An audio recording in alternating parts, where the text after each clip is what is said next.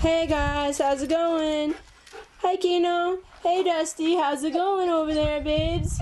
Oh, good dogs. Look at these guys. They want to come out and play. Hi. So, I'm outside today under my favorite tree. The dogs are right over here in their cage. And we're enjoying this beautiful day. Today I want to ask the question, do animals think? Alright, and this gets us back to defining thinking. We've been doing this, but what is thinking? Remember, thinking is through concepts, judgments, and arguments. Concepts grasp meaning. What does that mean? Judgments hopefully aim at truth, but we can have a false judgment. And arguments are what we give to support our judgments. So, an example of an argument: all men are mortal. Socrates is a man, therefore Socrates is mortal. Okay, so thinking is through concepts, judgments, and arguments. Now the question is, do animals think? Now this is different than, do they have orderly behavior? Are they intelligent?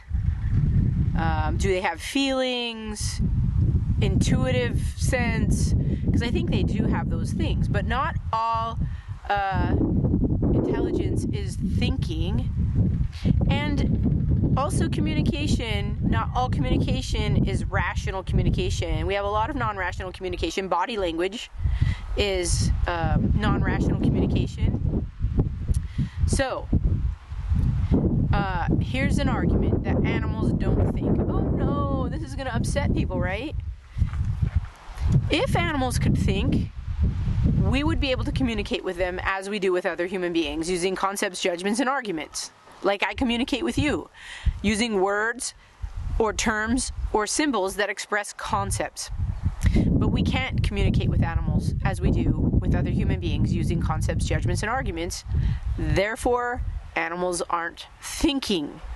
Now, the reason for the minor premise, look, I just gave you an argument. The reason for the minor premise that we can't communicate with them as we do with other human beings is that if there was if animals were thinking, the only difference would be that of language.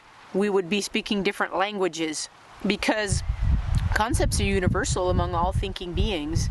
So if animals had concepts, we would figure it out. We would find a way to learn their language. Maybe it's like Morse code, tapping their paws or something, or a series of barks or meows. But I don't think it's possible to show that animals are thinking. So I'll give you the arguments again. If animals could think, we could communicate with them as we do with other human beings. We cannot communicate with them as we do with other human beings. Therefore, animals don't think. Now, we communicate with other human beings using concepts, judgments, and arguments which express ideas or thoughts. This is different than expressing feelings. So yeah, you're going to go on YouTube and find me some videos of Coco the gorilla using sign language, and you're going to say, look, Coco's thinking. But I've seen those videos and I've analyzed those videos, and Coco's expressing feelings in those videos. She's expressing her sadness when the kitty dies. So show me some videos or do some experiments where animals are expressing ideas. Okay, so keep it focused. Thinking is through concepts, judgments, and arguments. We express these through words, terms, symbols that capture the concept. I don't want a symbol that captures a feeling. That's what Coco's doing. And so, yeah, I'd like you to do an experiment. I used to do this experiment with my dog in the kitchen. I'd say, sit. And he would sit. And I would say, if you understand the laws of thought, if you can show me you understand A is A, I will give you a steak. And he loved steak. But he just sat there. And I was like, free steak right now. But he didn't understand. So, yes, my dogs are very intelligent. They're probably the most intelligent animals I know. But intelligence isn't the same as thinking, which raises the question, what about artificial intelligence or my computer? Is it thinking? I don't think so. Do we have to worry about computers thinking in the future? I don't think so. Unless they can form concepts, judgments, and arguments, and they have the capacity for thought. Show me. Prove it to me. All right, yeah, I expect some counter arguments, some counter examples, maybe do an experiment on your dog where your dog is doing philosophy. I've tried, man. I've read out loud to my dogs. I've read Plato to my dogs, the history of philosophy. They love to hear me talk, but they never argue back. They never give me anything in return, you know. It's a one-way street. But I could be wrong. So, what did we talk about today? We talked about, do animals think? I said they don't. And it's because they don't have concepts, judgments, and arguments.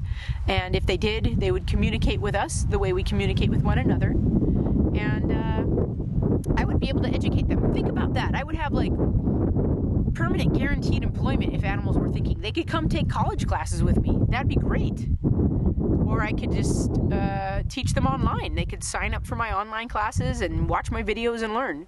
Actually, my dogs have been through my logic classes. Anyways, we talked about, do animals think? And I said they don't. You might disagree with me, but I challenge you to think it through. All right, and don't forget to like, subscribe, and share. And enjoy this beautiful day.